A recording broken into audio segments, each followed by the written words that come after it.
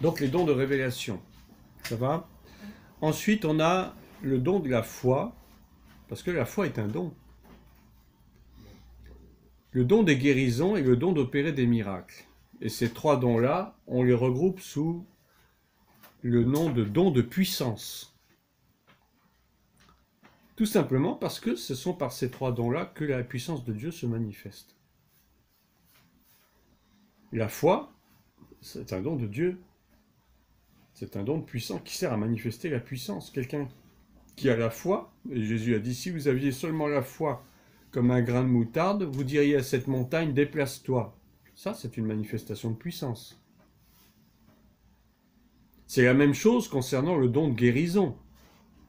Lorsque vous allez imposer les mains à un malade et que le malade se trouve guéri, ça manifeste bien la puissance de Dieu. On est d'accord. Pareil pour les miracles. Si vous priez pour une personne à qui il manque un bras et que le bras pousse, c'est un miracle. Ça manifeste vraiment la puissance de Dieu. Donc ces trois dons-là. Mais tout ça ne peut s'exercer que par la foi, bien entendu. Tu ne peux pas imposer les mains à un malade si tu n'as pas la foi. Bien sûr que la personne réceptrice doit aussi avoir la foi. Mais j'allais dire, c'est ta foi à toi qui est plus importante que la sienne à la limite. Hein? Parce que c'est toi qui exerces le don. C'est pas elle. Elle reçoit.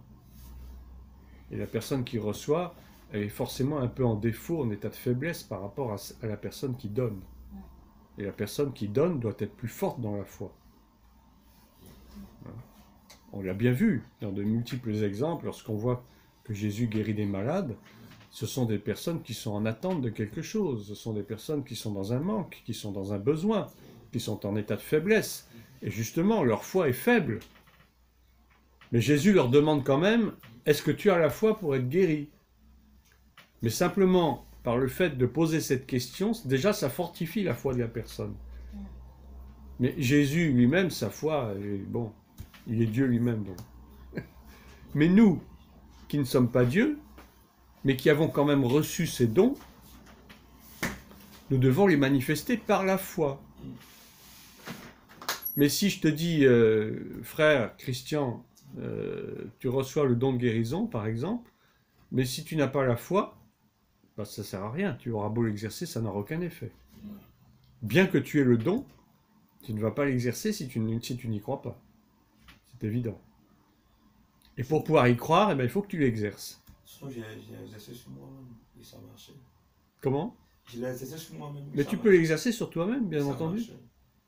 Bien entendu, tu peux l'exercer sur toi-même. Tu peux t'imposer les mains à toi-même si tu souffres de quelque chose, et puis tu seras guéri si tu as la foi. Ça marche. Bien sûr que ça marche.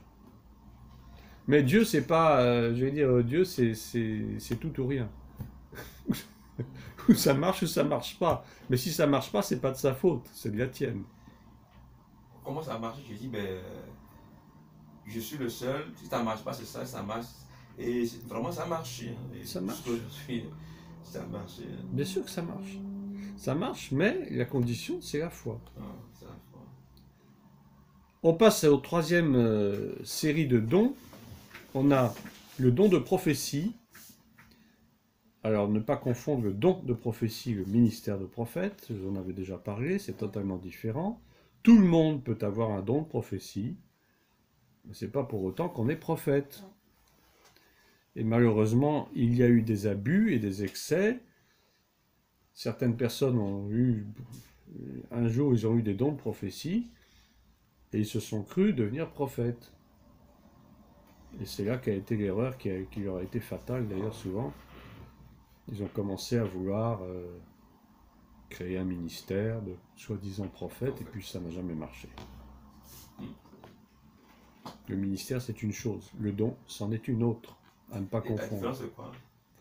Mais la différence, c'est que le ministère de prophète, c'est un ministère qui fait partie des 5 grands ministères, d'apôtres, d'évangélistes, de prophètes, de pasteurs et de docteurs. C'est différent. On peut avoir un don, mais ce n'est pas forcément à cause de ça qu'on est appelé au ministère.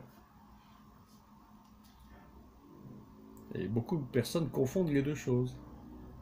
Ce n'est pas tous les chrétiens qui sont appelés au ministère. D'accord? Mais tous les chrétiens ont la possibilité d'avoir des dons spirituels. Et c'est même, j'allais dire, obligé, parce que Jésus a dit, allez, de toutes les nations, faites des disciples, baptisez-les, etc. Et puis, dans un autre, je ne sais plus, c'est dans Marc, il dit, imposez les mains aux malades, guérissez les malades, ressuscitez les morts, mais si on n'a pas de don spirituel pour ça, ça ne peut pas marcher.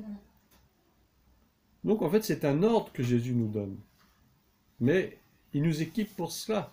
Donc, s'il nous appelle à faire l'œuvre, à faire son œuvre, c'est-à-dire à évangéliser, à apporter la guérison physique ou morale ou spirituelle, ou à ressusciter des morts, c'est parce qu'il va nous équiper pour ça. Parce que s'il n'y a pas d'équipement, on ne pourra pas le faire, c'est évident. Mais ce n'est pas pour autant qu'on aura forcément un appel au ministère, c'est différent. D'accord? On pourra l'avoir, mais les deux ne vont pas forcément ensemble. Donc ça va? Je récapitule ou bien c'est bon? Donc don de révélation, don de puissance et don d'inspiration. Don de prophétie. Ah oui, je n'ai pas détaillé le don des langues. Bon, vous savez ce que c'est que parler en langue, prier en langue. Mais c'est aussi un don. Tous les chrétiens peuvent prier en langue, ou même devraient même prier en langue, ou parler en langue. Mais c'est aussi un don parce que il fonctionne en même temps que le don qui lui fait suite, c'est-à-dire le don d'interprétation. Tous les chrétiens peuvent prier en langue, mais tous n'ont pas le don d'interprétation. Or, si tu as le don des langues, tu as aussi nécessairement avec le don d'interprétation. C'est-à-dire que tu es capable de traduire en bon français ce que l'Esprit t'inspire en langue. Ou en français, je dis en français, ça peut être en anglais ou n'importe quelle autre langue, mais en langue que le peuple puisse comprendre. Parce que lorsque tu pries en langue, tu lâches une prophétie en langue, et ça arrive, mais s'il n'y a pas quelqu'un pour avoir le don d'interprétation, ou toi-même, eh bien, à quoi ça sert? Ça ne sert à rien, puisque personne ne va comprendre. Donc Paul, il dit, je prie en langue plus que vous encore, mais j'ai le don d'interprétation, c'est-à-dire qu'il est capable de dire, dans sa langue maternelle, ce que l'Esprit lui a inspiré dans le langage surnaturel. D'accord? Donc c'est deux choses différentes. Prier en esprit, tous les chrétiens peuvent le faire, à partir du moment où ils reçoivent le baptême du Saint-Esprit, ils peuvent prier en langue. Mais le don des langues marche avec le don de discernement. D'accord? Le don d'interprétation, pardon.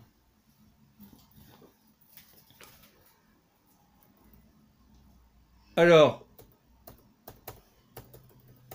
on va... Comment? Les trois, c'est quoi? C'est comment le don, celui-là? Le don d'inspiration.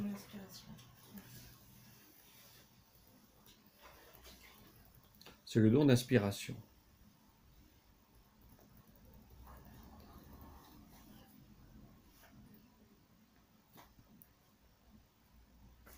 Alors, tous ces exemples-là, on a plein d'exemples dans la Bible de l'exercice de ces dons spirituels.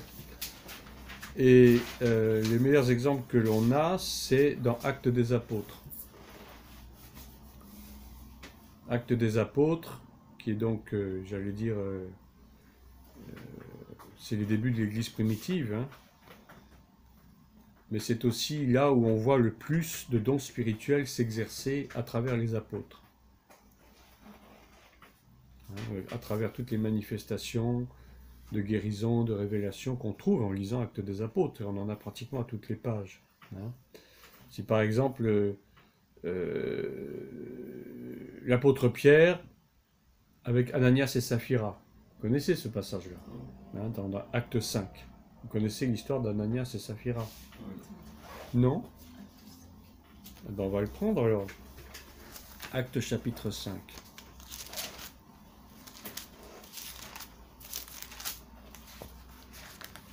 Acte chapitre 5. C'est au tout début de l'Église primitive, c'est vraiment les premiers temps de l'Église, et c'est là que les dons se sont manifestés de la façon la plus tangible et la plus puissante. Parce que Dieu voulait mettre en place l'Église Et pour que l'Église puisse se mettre en place, eh bien, il fallait que Dieu se manifeste d'une façon surnaturelle. L'histoire d'Ananias et Saphira, bon, on peut la lire si vous voulez, je vais vous la lire. Mais, ça commence bien, hein, mais un homme du nom d'Ananias, avec Saphira, sa femme, vendit une propriété et retint avec le consentement de sa femme une partie du prix. Puis il apporta l'autre partie et la déposa aux pieds des apôtres. Alors, avant de continuer, il faut quand même que je vous raconte un peu ce qui s'est passé avant le chapitre 5. En réalité, c'était donc les débuts de l'Église, et les croyants, enfin ceux qui étaient nouvellement convertis à Christ, avaient choisi de mettre en commun leurs biens, pour que personne ne puisse souffrir de pauvreté ou de manque. Des choses qu'on ne voit plus aujourd'hui. Donc, ceux qui avaient des propriétés et qui acceptaient les vendre, parce qu'il n'y avait pas d'obligation. Hein. Par exemple, aujourd'hui, on dirait j'ai une voiture, je la vends, et puis j'ai apporté le prix de la vente à l'église. Je dis j'ai vendu ma voiture à tel prix, disons 5 000 €, je viens donner 5 000 € au pasteur pour soit qu'on puisse acheter un bâtiment, soit qu'on puisse faire des offrandes, des aumônes, des munis, etc., acheter de la nourriture, faire ce qu'on veut. Eh bien, à cette époque-là, c'était ce que les croyants faisaient. L'un avait, par exemple, il avait, je sais pas moi, 3 vaches, il en vendait 2, et il venait apporter le prix aux apôtres. Et on nourrissait ceux qui n'avaient pas les moyens d'aller au supermarché. Hein? Ou bien l'un avait un champ, et il vendait son champ. Et il venait déposer l'argent au pied des apôtres en disant, voilà, j'ai vendu mon champ tel prix, je donne cet argent pour l'église. Or, voici ce qui se passe avec Ananias et Saphira. Ils décident d'un commun accord de vendre une de leurs propriétés. Probablement, ils avaient des moyens. Hein. Donc, ils vendent une propriété, mais, et c'est là qu'est le problème, ils ont retenu, c'est-à-dire qu'ils ont gardé pour eux une partie du prix de la vente, mais ils apportent l'autre partie qu'ils donnent aux pieds des apôtres. À la rigueur, ça, c'est pas mal. Ils ont le droit de retenir une partie de l'argent s'ils veulent. Mais ce qui n'est pas bien, c'est qu'ils ne l'ont pas dit. Ils l'ont caché. Mais ils ont fait croire qu'ils avaient apporté tout le produit de la vente. Alors qu'ils en avaient peut-être gardé la moitié pour eux. Et c'est là qu'on voit que le Saint-Esprit a intervenu d'une façon magistrale et d'une façon puissante. Pierre lui dit, au verset 3, « Ananias, pourquoi Satan a-t-il rempli ton cœur ?» Oui, c'est des paroles fortes. Hein. Pourquoi Satan a-t-il rempli ton cœur au point de mentir à l'Esprit Saint et de retenir une partie du prix du champ? Est-ce que Pierre était au courant? Pierre n'était pas au courant. Ils avaient fait ça dans leur côté. Ce qui veut dire que Pierre a eu une révélation surnaturelle. Et donc ça, ce serait plutôt parole de connaissance. Oui, tout à fait.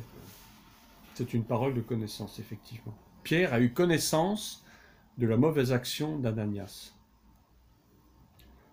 Parce qu'il a eu par révélation du Saint-Esprit qu'Ananias avait gardé une partie du prix du champ, mais voulait faire croire aux apôtres qu'il donnait tout.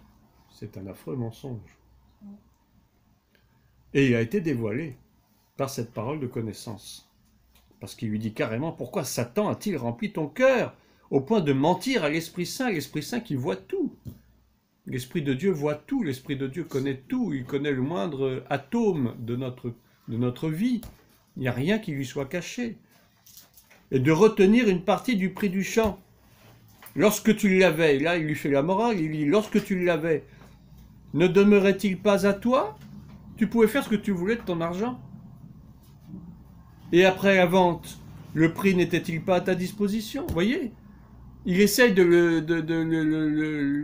lui faire comprendre que ce qu'il a fait n'est pas bien.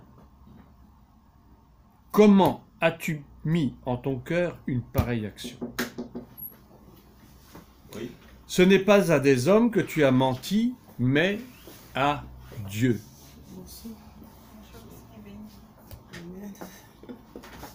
Ça bénit, ma sœur. Qui? Le pasteur et puis